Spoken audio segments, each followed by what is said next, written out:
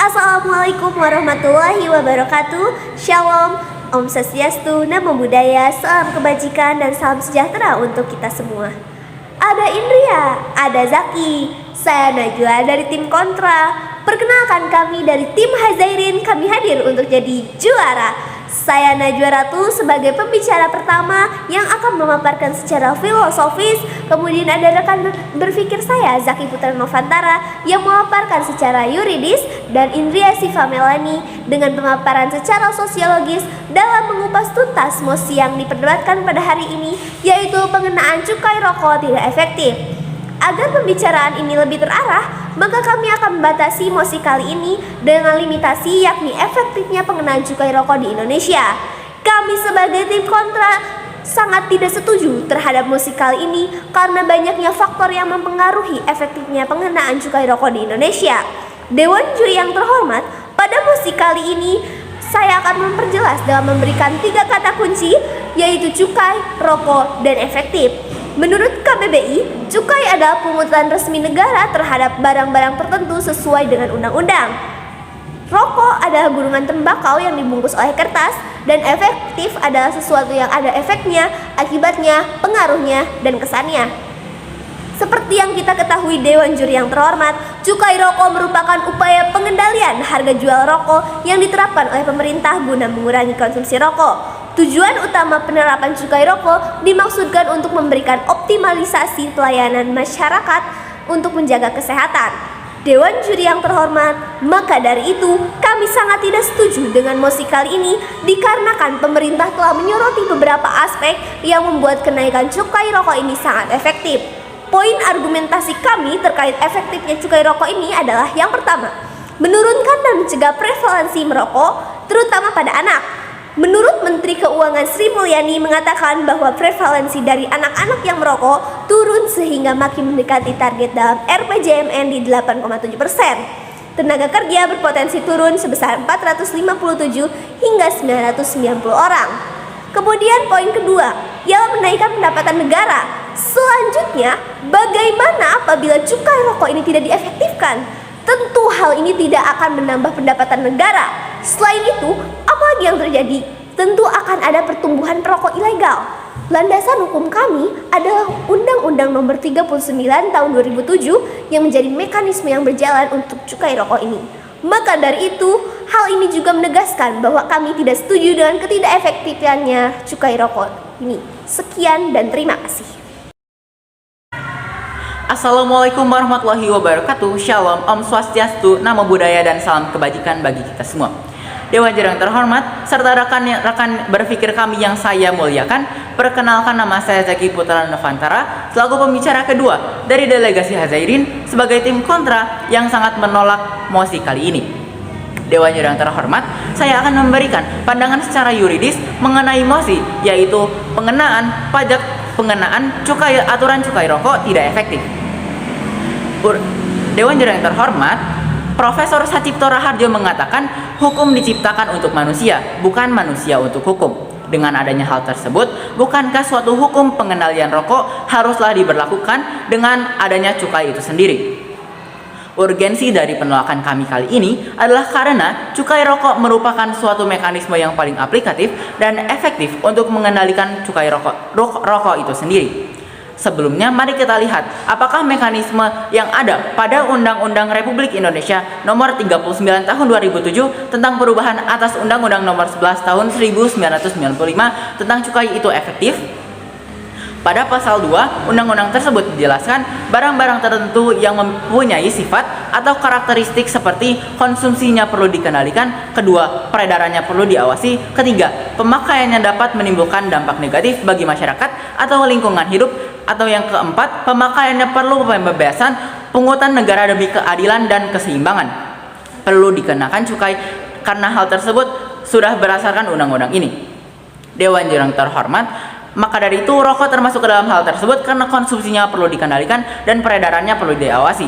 Dengan adanya cukai ini akan memberikan suatu hal yang baik karena Menurut Badan Pusat Statistik, hasil sensus persentase penggunaan rokok orang di atas 15 tahun seperti di daerah padat penduduk, contohnya DKI Jakarta, menunjukkan penurunan yang signifikan, di mana pada tahun 2019 sebesar 26,04% dan pada tahun 2021 turun ke angka 24,44%. Bukankah angka tersebut membuktikan bahwasanya cukai rokok efektif untuk mengendalikan konsumsi penggunaan perokok itu sendiri?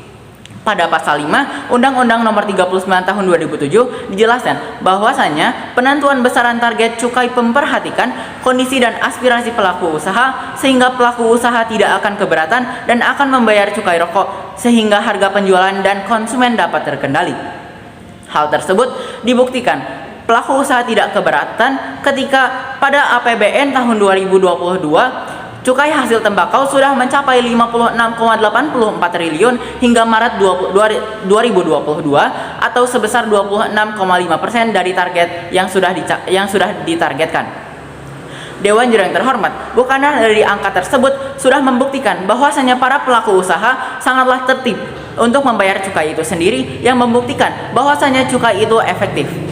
Pada pasal 66A pada undang-undang yang sama dijelaskan bahwasanya cukai sendiri diperuntukkan untuk pembinaan sosial, pembinaan industri, sosialisasi ketentuan di bidang cukai dan lain sebagainya. Hal tersebut dibuktikan dengan adanya PMK 222 PMK 07/2017 sebagaimana pada DBHCHT minimal 50% untuk bidang kesehatan yang mendukung program jaminan kesehatan nasional ataupun JKN. Selain itu, adanya cukai rokok ini dapat menutupi suatu defisit anggaran biaya BPJS pada tahun 2018 sebesar 16,5 triliun. Selanjutnya, kami akan memberikan komparasi untuk melihat seberapa besar keefektifan cukai rokok ini, Dewan Juri yang terhormat. Pada tahun 2019, tidak ada kenaikan cukai rokok, penjualan mencapai 356,5 miliar batang. Selanjutnya, pada tahun 2020, ada kenaikan cukai rokok, membuat harga perbungkusnya dijual sebesar Rp24.000. Maka penjualan berkurang menjadi 322 miliar batang. Menurut Sarno, pada pemaparannya pada webinar dukungan kenaikan cukai dan harga rokok yang digelar pada Center of Human and Economic Development, Institut Teknologi dan Bisnis Ahmad Dahlan, Jakarta. Dengan hal tersebut, bukankah membuktikan bahwasanya besaran dan juga adanya suatu cukai rokok ini membuktikan sangatlah efektif mempengaruhi suatu penjualan dan juga penggunaan rokok itu sendiri. Apabila Sri Mulyani, Menteri kita, memvisikan untuk menaikkan suatu cukai rokok ini, tentunya akan memberikan suatu angin segar yang lebih banyak, bukan, Dewan Juri yang terhormat? Maka dari itu, kami tegaskan sekali lagi bahwasanya cukai rokok ini efektif dan juga tidak dapat dikatakan tidak efektif. Sekian dan terima kasih. Assalamualaikum warahmatullahi wabarakatuh. Shalom, Om Swastiastu, Namo Buddhaya, salam kebajikan dan salam sejahtera untuk kita semua. Dewan Juri yang terhormat dan juga rekan berpikir yang saya muliakan, izinkan saya memperkenalkan diri. Nama saya Indria Syifa Melani sebagai pembicara ketiga dari delegasi Hazairin selaku tim kontra yang menolak pada mosi perdebatan siang hari ini mengenai cukai rokok tidak efektif. Baik Dewan Juri yang terhormat, seperti yang sudah dikatakan oleh Wakil Menteri Keuangan bahwa kebijakan mengenai cukai rokok itu selalu menyeimbangkan 4 aspek. Ini selalu kita coba balance setiap kali kita membicarakan mengenai kebijakan cukai rokok. Ini adalah basic filosofi dari penetapan kebijakan cukai rokok setiap tahunnya. Baik Dewan Juri yang terhormat, di sini saya akan menyampaikan dari aspek sosiologis secara runtut dan juga terarah. Baik Dewan Juri yang terhormat, masuk pada poin kami yang pertama, perbandingan banyaknya masyarakat yang sudah berhenti merokok karena pengenaan aturan cukai rokok. Menurut studi yang dilakukan oleh Pusat Kajian Jaminan Sosial Universitas Indonesia atau PKJS UI, peningkatan prevalensi perokok anak dipengaruhi oleh 2 aspek. Yang pertama yaitu efek teman sebaya atau peer effect, dan yang kedua atau yang perlu kita garis bawahi saat ini yaitu harga atau price effect. Dewan Juri yang terhormat, ini dibuktikan di Provinsi Kalimantan Utara ketika cukai naik dari sebesar 12,6% di tahun 2020, di mana prevalensi perokok kala itu di Kalimantan Utara turun sebesar 1,97%. Sedangkan ketika besaran kenaikan cukai turun pada tahun 2018 dari 10,54% menjadi 10,4%, prevalensi perokok di provinsi ini naik sebesar 1,64 poin.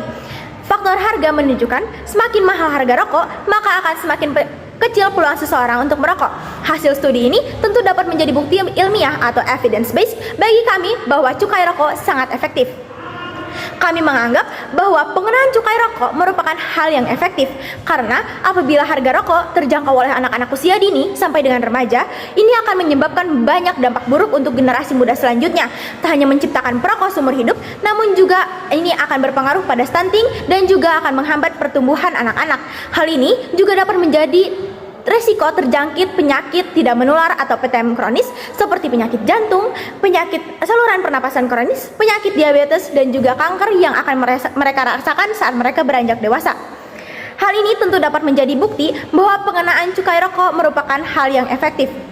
Baik, pada poin kami yang kedua, Dewan Juri yang terhormat, sadarilah rokok menjadi salah satu akar dari naiknya tingkat kematian di Indonesia. Dan setiap tahun ada sekitar 225.700 orang di Indonesia meninggal akibat rokok, penyakit lain dan juga penyakit lain yang berkaitan dengan tembakau. Dalam Undang-Undang Kesehatan Nomor 36 Tahun 2009 disebutkan bahwa nikotin adalah zat adiktif yang sama halnya dengan alkohol dan juga minuman keras. Hal ini harusnya dapat membuat rokok diperlakukan sama halnya dengan narkoba. Dewan Juri yang terhormat, selanjutnya kami akan memberikan perspektif lainnya bahwa kami dengan keras menolak pengenaan cukai rokok tidak efektif. Seperti yang disebutkan dalam Undang-Undang Republik Indonesia Nomor 39 Tahun 2007, cukai adalah kenaan dana dari barang yang sifatnya tercantum pada pasal 2, yaitu menimbulkan dampak negatif dan harus dikendalikan. Ini tentu membuat rokok dikenai pajak cukai. Mari kita komparasikan harga rokok yang dikenai cukai dengan negara lain. Satu bungkus Marlboro di Australia ini seharga Rp238.000, sedangkan di Indonesia hanya berkisar Rp20.000. Dari besarnya angka tersebut, hanya terdapat 11% perokok di 14 tahun ke atas yang pada tahun 1991 angkanya sangat tinggi sebesar 24%. Dari adanya cukai ini menunjukkan bahwa penurunannya sangat efektif. Lalu pada poin kami yang ketiga, Dewan Juri yang terhormat, kami menganggap bahwa cukai rokok itu efektif karena ini terbukti pada tahun 2022 dari dana bagi hasil cukai hasil tembakau diatur dalam Peraturan Menteri Keuangan Nomor 2 PMK 07 Tahun 2022 tentang rincian dana bagi hasil cukai hasil tembakau menurut daerah, provinsi, kabupaten, dan kota tahun anggaran 2022. Berdasarkan peraturan tersebut, alokasi dana bagi hasil cukai hasil tembakau untuk tahun 2022 adalah sebesar 3.470.600.000.000 rupiah yang dibagikan kepada 25 provinsi penghasil cukai dan ataupun penghasil tembakau. Dalam manifestasinya, dana bagi hasil cukai hasil tembakau ini telah dialokasikan untuk pembangunan rumah sakit jantung di kawasan Rumah Sakit Umum Daerah Kanjuruhan, Malang. Baik, Dewan Juri yang terhormat, demikianlah penyampaian yang dapat saya sampaikan. Terima kasih. Dewan Juri yang terhormat, sampailah kita terhadap ranah yang terakhir, yaitu kesimpulan. Pembicara satu, pembicara kedua, pembicara ketiga dari tim kontra telah berhasil memberikan penyampaian secara komprehensif dan argumentasi yang disampaikan sangatlah baik. Di mana pembicara satu telah memberikan sudut pandang secara filosofis, pembicara kedua kami telah memberikan pandangan secara yuridis, pembicara ketiga kami telah memberikan pandangan secara sosiologis. Dewan Juri yang terhormat, selain itu dengan data, bukti, dan fakta, bahkan komparasi yang diberikan, telah membuktikan bahwasanya cukai rokok efektif diberlakukan di Indonesia.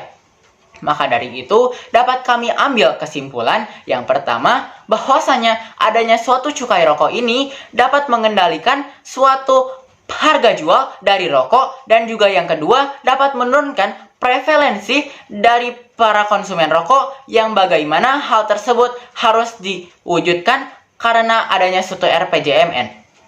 Dewan Juri yang terhormat, selanjutnya yang kedua, memberikan suatu pendapatan APBN, di mana hal tersebut tercapai ketika para pelaku usaha membayar suatu cukai tersebut dengan tertib. Hal tersebut tercapai karena para pelaku usaha membayar dengan tertib karena tidak memberatkannya, mekanisme tersebut sangatlah terbukti efektif. Yang kedua, hal tersebut dari cukai hasil tembakau telah terbukti diberikan terhadap layanan-layanan masyarakat layaknya BPJS maupun pembangunan-pembangunan seperti rumah sakit. Maka dari itu, kami tegaskan bahwasanya kami tidak setuju dengan mosi kali ini karena pada dasarnya suatu penerapan cukai rokok ini telah terbukti efektif. Dan mungkin sekian yang dapat delegasi Hazairin sampaikan. Wassalamualaikum warahmatullahi wabarakatuh. Om Shanti Shanti Om. Shalom. Namo Buddhaya.